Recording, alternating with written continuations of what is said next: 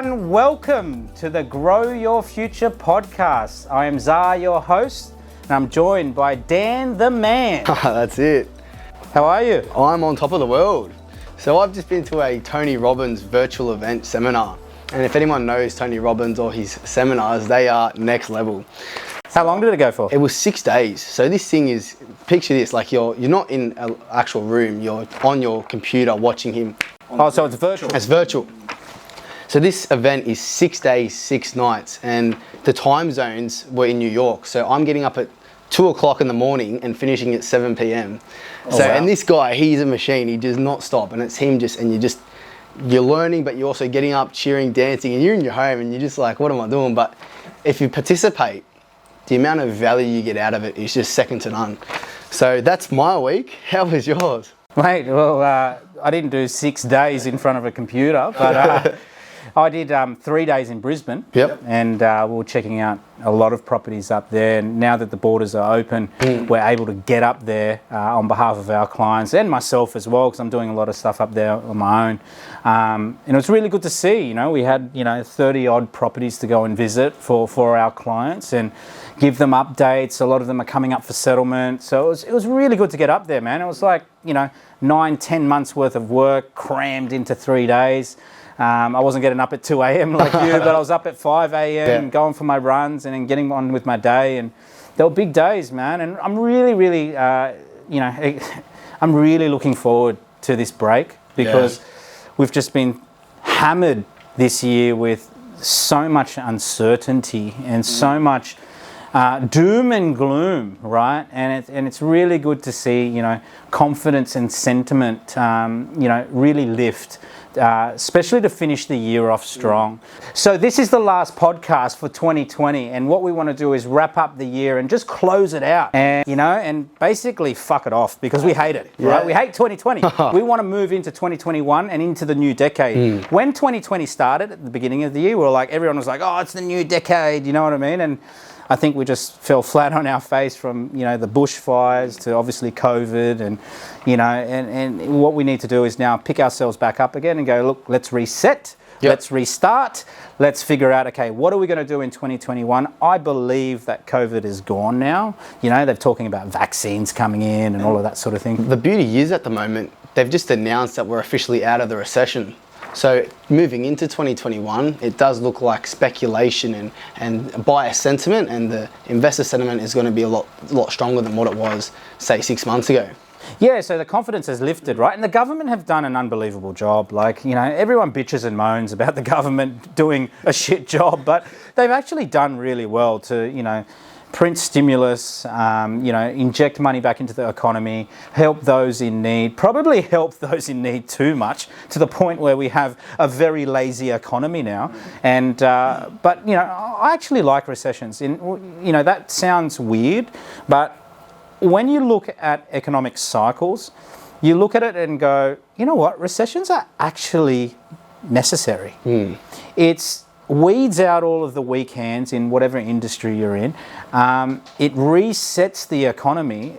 Capital gets deployed in other areas and other people get a chance at sort of growing. And I think a lot of people get very arrogant with their strategy and they get too comfortable with their position and they get snapped back into line. Yeah, definitely. Right? They get humbled. They get brought down back to earth, and then they've got to start thinking, okay, I wasn't that good. Yeah. Right? I've got to now work on myself and get better at what I do. And it's an interesting point you mentioned with the growth. What happens when you do get faced with all these challenges, problems.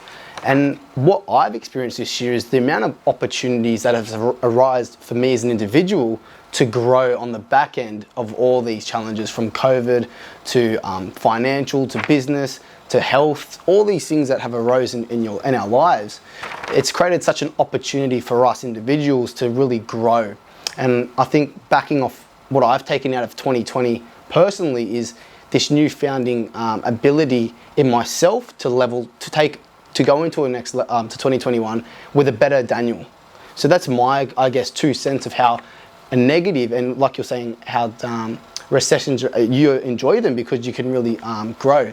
I think that's where I've taken all the growth personally, is the challenges created an opportunity for me to be forced to grow. So Good point, Daniel. Very, very good point. So 2020 for me, Dan, has been quite similar as well. It's forced me to go and work on myself and work on my businesses and pivot and change. And there was so much uncertainty at one point, right? Where, I think we all sort of shit ourselves when it first came, and it was like a month of just pure uncertainty, and we were locked down and all of that sort of stuff. And our poor Melbourne neighbours, they got really, hard done by with that lockdown, that very strict lockdown. I think the strictest in the world. And it can really dampen your spirits. It can really kill your spirits. And what I really like with Australia is that we all sort of stick together and go, you know what, we're going to push through this. And the government instills that in us. And sometimes, we forget how lucky we are to be living in this country. However, it was a really good time when you look back on it, because like you said, Dan, from every negative there's a positive, and you start going, okay, how do I improve? How do I work on myself to be better?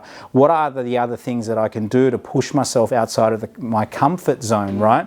Because recessions teach people lessons, right? And it's necessary. Like, I'll give you a good example. Like, you can go into businesses like pre-COVID, and a lot of these businesses would be so arrogant they wouldn't even really want to serve you, because they were so comfortable with, the level of income they would make. A lot of people weren't investing in themselves because they thought, okay, the economy is good, I'll just ride that wave.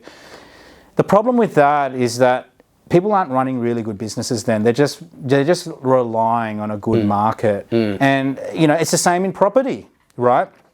People rely on really good markets, and basically, a rising tide will lift all ships. But then when a market tanks, right, you want to be in the best assets possible. You want to have the best business practices as possible to run you through that recession. There's this saying where if you run your business well in a good market, you will run your business even better in a recession. Right? So let me say that again. If you run your business well in a good market, you will run your business even better in a recession. But if you run your business, just that break-even point when you're in a good market, what's going to happen when the market tanks? Same with property, right? If you're just relying on that market to lift, it's a very loose strategy, because it's very risky. Because when that market tanks, you want to be in assets that are recession-proof. Exactly. And that's something I had to learn, which you really put in front of my face this year, was making sure not only your investments are recession-proof, but yourself as an individual is recession-proof. Are you upskilling to be able to sell in any market? Are your skills enable you to, when business is down, can you still go out and generate income? So building your network, building your your portfolio of not only investments, but also skills that are needed in order to be recession-proof. That's a really good point, Dan. And I love this subject, right? Of like investing in yourself and becoming recession-proof as an asset on your own. And a lot of people say, you said key word, network. Yes, your network's important to you, but you're only going to be able to build a great network if you bring value to the marketplace. So a lot of people go, okay, I've got a network and I've just got to meet people, right? But they offer no value. And what happens is that you're easily forgotten about. You're not memorable. So the first step would be, right, if you're in a recession, right, what I would suggest is work on yourself to increase your value, so that when you go out to the marketplace to try and build these networks, what happens is that people are taking notice of you. You're an expert in something. It doesn't matter what it is. You go to the gym and you're fat, not many people are going to talk to you, because the market that go to the gym want to obviously get in shape, right? But if you go to the gym, you've got abs, 21-inch biceps, all of that sort of thing, people are going to want to talk to you, because they want to get your expertise and your advice on how to get into shape. It's the same in business. If you create something for yourself where you're like, okay, I am a memorable person where there's something from me that people can gain, then all of a sudden your network will expand and people will want to get to know you. So it's really important to work on yourself. Don't be reliant on others around you. Only be reliant on others around you when you've built enough value in yourself. So just on that, like just hearing off what you're saying, what would be a couple of, I guess, points for people to actually action steps they can do to improve their value? So say, for example, I want to start investing in property and finding a mentor. So if I, for example, have you as a strong mentor who I can ask questions to, but what would your advice be to someone who doesn't have a mentor yet? How can they get themselves, I guess, enough value to secure themselves a mentor? So I think, a lot of people ask me to mentor them. And, I've got to mentor, obviously, all my clients. I've got to mentor you, and I've got to mentor my business partners and my employees. So my book's full, right? So when people call me up and say, oh, Zah, can you mentor me? I'm like, well, what have you got to offer? And as we were just saying in the previous conversation, it's like, well, you need to offer something of value for me to be able to go, okay, I'm going to mentor you.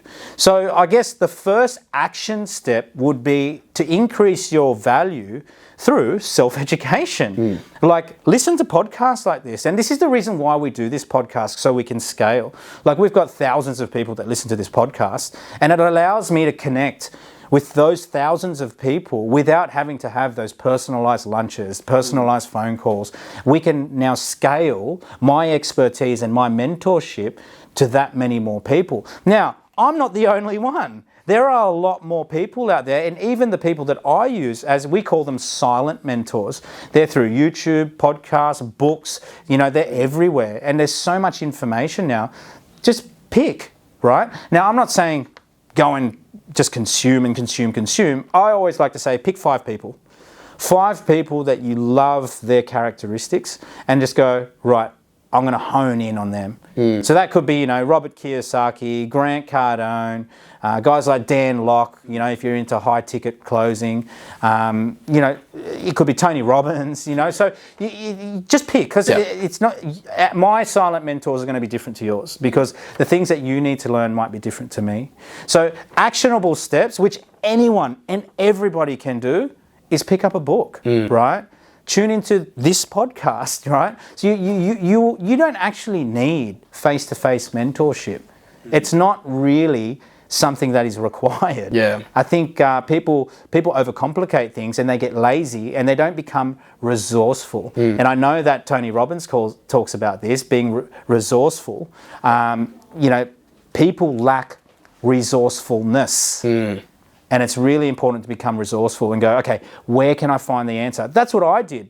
And the reason why I became like that was because I started from nothing, and no one wanted to help me. My first mentor didn't even really want to talk to me. He was just like my boss at a job I had. And I don't even like the guy now. You know what I mean? Because he didn't really actually help me. But then I think about it, it forced me to go and find the answer. It forced me to look on YouTube. It forced me to spend $5,000 on a 3-day weekend course, right? It forced me to read a book a week. It forced me to do, thousands of podcasts. So that's what everybody can do. People look at me in awe in terms of my expertise. And that's how I used to look at my silent mentors. I used to look at them and go, wow, how did they do it? But then I think about it now, when I look back, you can find the answer. It's actually easy. Just stop being lazy. And I think an interesting point on that is, don't be afraid to actually pay to experience someone's service. So for example, like if you're looking to invest in property, don't be afraid to engage Zah or Luxland or myself. Don't be afraid to pay to get in, to then get access to all the mentorship or the systems, the guidance and the information available. Because I think that's a great way of actually producing value for that person.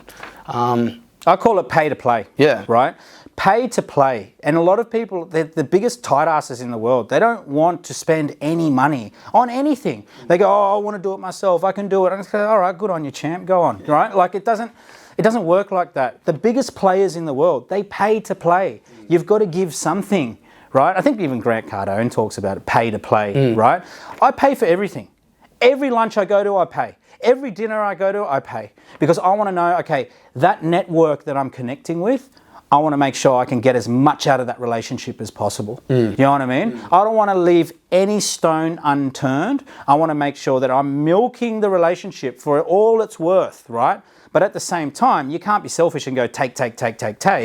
You've got to give. And this is the problem with, I guess, a lot of employees think this way. They're on this fixed income and they've got to save every dollar. They can't pay anyone but themselves, right? And then what happens is that they say stay small. Yeah. This is the majority of them. They stay small, they don't invest, they don't expand, they don't grow, they don't buy any real estate, and they just pay heaps of taxes, and that's it. They go home, right? Whereas the entrepreneurial mindset is to invest, to grow, spend money to make money. So if that means you've got to pay for that, like I'll pay for anything that will get me further ahead, right? You've got to think bigger. You've got to stop pinching the pennies, right? And start thinking of the bigger dollars. Definitely. So I guess then what would be an interesting topic of conversation now would be, how do we take what we've experienced and learnt in 2020, the challenges, the opportunities, the downturns, what we've learnt from 2020, and how do we go about constructing a plan of attack for 2021? So what would you advise people to start thinking about in terms of their goals, their outcomes, but when they're constructing their 2021 plan? Because we have seen, especially in the real estate game, there's a sense of urgency that's coming into play now, where if you don't enter the market, you're going to be left behind. So let's maybe delve now deeper into, I guess, why we need to be so focused on our goals for 2021 and what we need to avoid. So let's talk about if you don't get into the market, right? Like there's a lot of people who listen to this podcast who are about to be first-time investors. They're aspiring to be first-time investors, and you know, and hats off to you guys that are listening that aren't in the market yet, but you're looking for information and education and mentorship to get into the market to start investing, because it is really hard and it's only going to get harder. And we talked about it in previous podcasts about the great Australian dream. So 20, 30, 40 years ago, our parents, the great Australian dream was to, you know, go to school, get a job, save some money and buy a home, pay that home off, and that's basically your retirement fund. And I mean, that's just old advice, and that's just not going to work anymore. And why we know that is because we've seen it firsthand. The baby boomers have deployed that strategy and haven't gotten that much success out of it. So what's happening now with the combination of cheap money and, you know, so much stimulus entering into the economy because of the government, it's lifting the values of asset prices. So what's happening now, wages aren't really moving anywhere. So these people who are aspiring to get into the market, they may have to aspire for a little bit longer if they wait. So there are a lot of strategies that they can deploy going into next year, but you know, our advice is always the same, or if not, you know, more aggressive now. It's about do whatever you can to get into the market. And that doesn't mean get into the market and buy anything. It just means if you need to use the bank of mum and dad, go and use them. If you need to get a separate loan from someone else to raise a deposit, if you need to go into partnership with someone, do whatever you can to get into the market, because there's going to be a big chance if you don't get into the market in the next 5 to 10 years, you may never get into the market. Like, for example, if you come from nothing, and a lot of our listeners do, because you know that's the same background that I've come from. A lot of our listeners have come from nothing. They don't have parents that have a lot of money. They don't have parents that own property, and they may be on, you know, middle class income. It's going to get harder for you guys, unfortunately. And this is not a scare tactic. It's the truth. It's going to get harder for you. So if you don't figure out a creative way of getting your foot in the door, that great Australian dream is no longer going to be within reach. Definitely. And it's very interesting because with Australia and our economy, our income and the tax that we derive off people's earnings is heavily based on the property industry. So we're like the property industry for us Australians is about the second highest yielding contributor to our GDP and tax the government takes. So what the government and I guess the Australian economy will do in a response to a recession or economic downturn is they'll lean over to that property sector and look at ways they can stimulate the actual production of that property sector. That way builders are getting paid, they can tax the builders. People can buy a property, they can, with the grants they've done with stamp duty reductions. So what the government are going to be doing is they're going to be looking at how they can pump all this action and activity into this property sector. So what will that effectively do for us as investors is it's going to create a lot of change in the demand and supply. So it's really important that we can assess this and link it back to our 10-year property acquisition plan. So let's delve into then, okay, we know we've got to get into the market and there's a sense of urgency. The government's going to be looking at pushing the property sector because it's really important for us to grow. How do we then link back to our 10-year acquisition strategy? And let's look about how we can assess that moving forward. Okay, so the 10-year acquisition strategy is quite simple, right? You buy, in theory, it's quite simple. You buy one property a year for 10 years, and you hold those properties for a further 10 years, and then hopefully you can retire on the passive income, right? As long as you've bought the right assets. It's just a guide, really, at the end of the day, but it's a great target to work towards. Now, what we've got to remember is that gone are the days where you could just buy 20, 30, 40 properties. And we've talked about this in previous podcasts. And what you've really got to do is go, okay, if you can't reach the 10 because life gets in the way and sometimes it's quite difficult to get to that number, at least shoot for 6. Now, if you're getting 6, you got to make sure you crack it at each and every one of those properties, because if in your whole lifetime you are the 1% of property investors that are fortunate enough to have gone through all of that hard work to try and get at least 6 assets, what you want to do, if you've only bought 6 assets in your whole lifetime, wouldn't you say that they have to be 6 quality assets? Definitely. So you don't want to just be buying anything willy-nilly, hence the reason why you should be paying for the advice and should be paying for a company who deals with it full time to build this portfolio for you.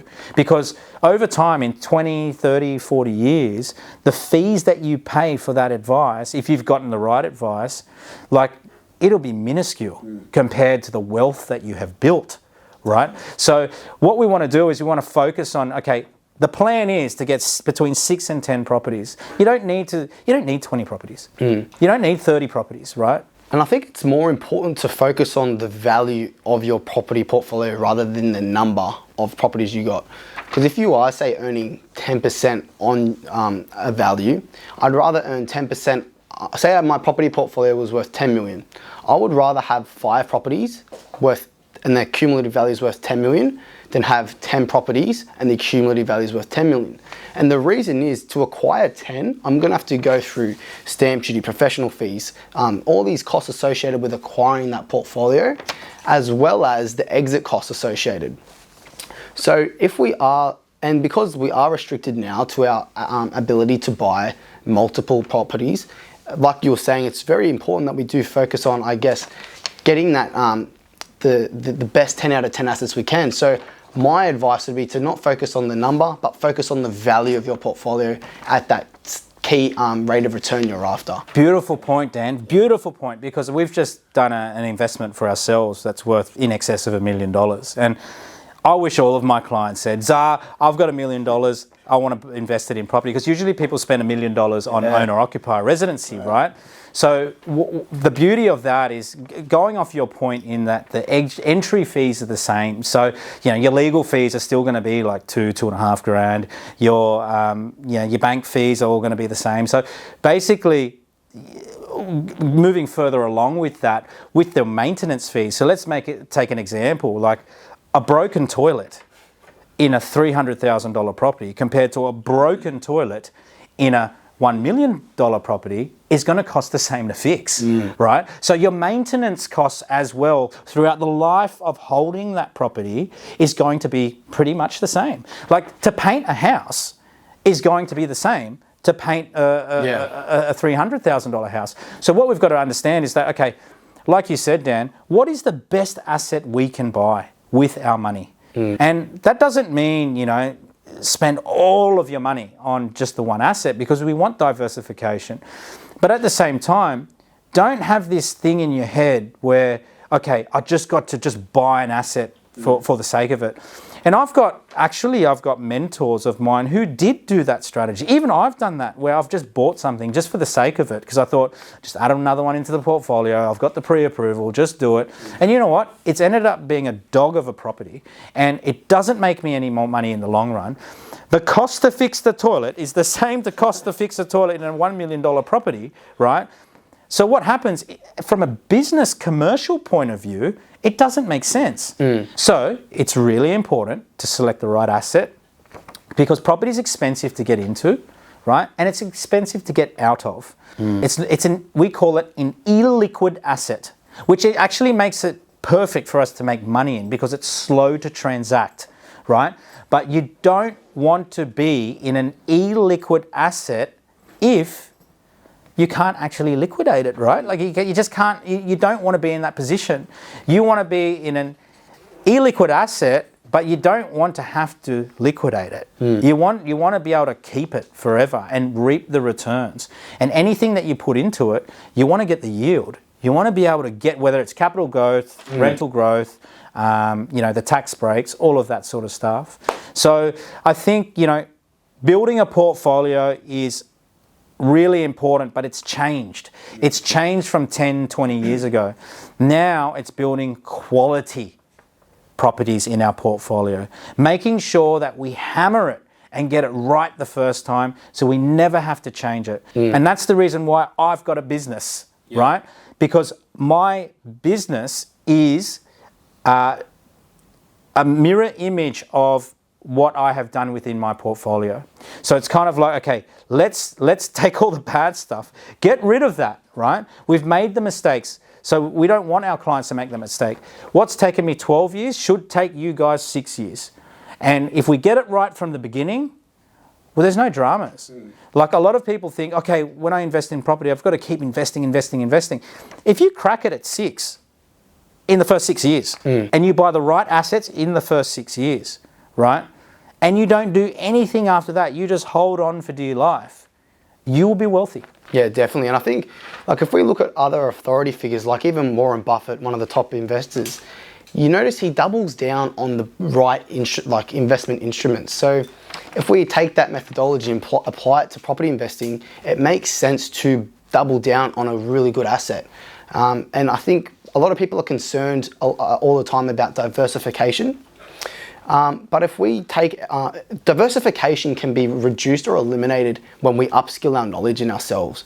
So if I was to know nothing about real estate, I'm actually better off engaging you to diversify, because you offset my risk because you've got the knowledge, versus if I also just randomly pick different locations, that can be a riskier, strategy than just consulting with one person to do the right thing at the right time. So I think that's a really interesting thing to consider. So for 2021, where would you see people look at in terms of asset classes? Well, obviously we want people to be in property, right? But going off that Warren Buffett sort of methodology, where it's quality over quantity, that's really important. And I think this is where 95% of property investors get it wrong. They think they can do it all on their own, and a lot of people do. Like we had a client come in the other day, and he had 6 or 7 properties, and they were just not very good properties. You know what I mean? And it was really hard to tell him that they weren't very desirable assets, but it's the truth. Like, nothing's going to change it. There's no reason to sugarcoat something like that. Trying to just go, look, they're not going to perform for you. Let's liquidate them whenever we can and start again. And sometimes it's like, it's not what people want to hear, but it's the truth. And this is funny, Dan. 95% of people buy the wrong assets. And I hear it all the time, because they walk through my office and they go, Zah, I've bought 2 or 3 properties. I know I've made a mistake. I now need guidance on what to buy and what to invest in and what to do with these dog properties. So it's really important to go, okay, well, yeah, I can educate myself as much as possible. I can do a lot of the work as I can, unless you're doing it full-time like us. But if you're a doctor, for example, and you're working 10-hour days and you're working 6 days a week, like, There is no way you're going to be able to go and inspect every property, build the relationships with the right builders and developers, do the market research. You're just not going to have time, especially if you've got like a family as well, right? So, and you know, that's making no room for, you know, hobbies or anything like that. So stick to what you're good at. Stick to being a surgeon, stick to being a lawyer, stick to being an accountant, right? Outsource. Yeah, definitely. Outsource. Like, I don't clean. You know what I mean? I hire a cleaner. Like, I hardly cook. I eat out, or I hire a chef. Like, whatever it is, right? Don't do the things that aren't your strength. Yeah. Right? Your strength is what is what you call your day job, right? Stick to your day job. Yeah. Let someone else do that, because what we've got to understand here, property is one of the biggest, or is the biggest financial transaction that you will ever make in your life. Like, most of the properties we buy, you wouldn't even buy a car priced at that much. Like, it's really the most expensive asset or thing that you'll transact on. So wouldn't you want to ensure that you made the right decision and know that you're not going to lose money by paying a small percentage? It could be 1%, could be 2%, whatever it is, right?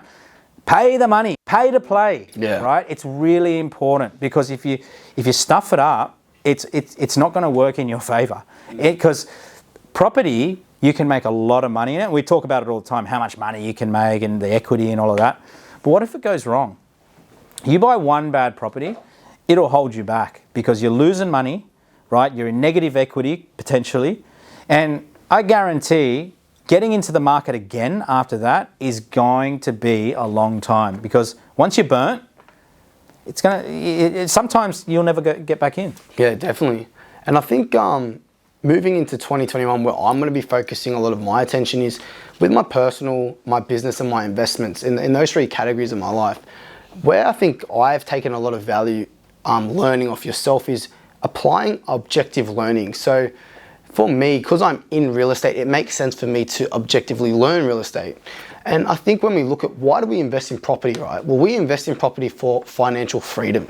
So if the outcome's financial freedom, or to be free, like you were saying, it doesn't make sense for a doctor whose goal is freedom to go and spend all his time learning property when he could pay for that service. So like you were saying, I really want to double down on that. Why do we invest in property? Well, to be financially free and to give us a lifestyle. Does it make sense for everyone to be spending hundreds of hours or thousands of hours learning and reading for something which they could have paid that 1-2% to acquire? I think what it comes down to, Dan, is trust. And a lot of people don't trust a lot of property companies or whatever it is out there, and I don't blame them. There's a lot of cowboys out there that are just thinking about their wallets, and they're just trying to make money. And you know, like we've heard all the horror stories of people engaging different businesses, and we're not going to name them, obviously, but you know, they're out there, they're still operating, and you know, it's legal what they're doing. It's not necessarily illegal, but it's against our ethos. And a lot of people read about these stories and they go, wow, I'm not going to pay anyone to do this for me. I'm going to do it myself. And it's a shame, because they ruin the industry. And that's where I think people need to pay to play. And that doesn't mean paying a fee. That means maybe paying for a lunch with someone, right? Getting a feel. For, like, if someone said to me, Zah, I'm going to take you out for lunch, I'm going to take you out for dinner, my treat, I've never met you before, but I just want to pick your brain about a few things, I'm going to take him up on it. I'm going to go, yeah, well, I know that guy's committed. Yeah. I know that person wants to build a relationship with me. Now, once that person builds a relationship with me, they're going to obviously see what my strategy is about and how my business operates, and either of them are going to either trust me, or they're going to go, oh, I don't trust this guy, I am going to move on to the next one. Yeah. And what my advice for those people is, move on to the next one. Pay someone else for a dinner. Pay someone else for a lunch. Pay someone else for their hourly rate, just for their time. Get to know the people you're working with, and it eliminates that whole skepticism. Is that a word? Skepticism. But you know what I mean, right? So mitigate that risk of being, you know, fucked over by actually getting to know the people you're going to work with, right? Break them down get a good feel for them, and you know what? Make the decision. Don't go out and go, you know what, I'm just going to do it on my own because I don't want to get ripped off. That's like saying, all right, well, you know, I'm never going to go outside because I think it's going to rain. You know, like you've got to do something. Yeah, definitely. So let's talk about I want to get deep now into, like, we know we've got to buy a property. There's a lot of urgency. We know we've got to do a strategy where we're picking cracker properties. But I want to just give you guys a couple of different things to consider moving into 2021. One of them is being, look at your superannuation. How can we be leveraging that to get into property? A lot of people don't know that they can tap into their super to get into investment vehicles. And so just next year, be focused on, okay, like you were saying, can I use my mum or my dad? Can I use a friend or a partner? Can I use my super? Start thinking about different ways you can get into it. So do you have any other pieces of, I guess, creative ways to start thinking for 2021? Well, you know, the super one's really interesting because a lot of people have super locked away and they don't realise what they can do with it. And that's where the problem we have with superannuation in this country, it's so highly regulated that no one wants to talk about it because no one wants to get sued. So, you know, even now I have to say, well, this is not financial advice. If you want to get advice, then, you know, go and seek a financial planner and blah, blah, blah, blah, right? But you can use something to consider would be to use your superannuation as it's converted into an SMSF, self-managed super fund, and use those funds to put a deposit down on maybe an off-the-plan property, or you know, you could, if you've got enough super in there, buy a property outright. You know, we will always say, you know, leverage those funds further, but again, comes back to being resourcefulness. What do I have access to? Do I have a rich uncle that will guarantee me 50 grand? Do I have mum and dad who have equity in their property which I can tap into and use also as a guarantee as for my deposit? We've got clients coming to us with $0 saying, well, Zah, my parents are putting up 150 grand of equity in their property. I've got serviceability because I've got an income, and we call it a golden ticket with a pay slip from an employee's perspective, and they're buying $1 million properties, right? And you know, those people are coming to me going, okay, the only thing that I really am liable to pay for is your fees are. And they might pay me, you know, whatever it is, 10, 20 grand to help them out.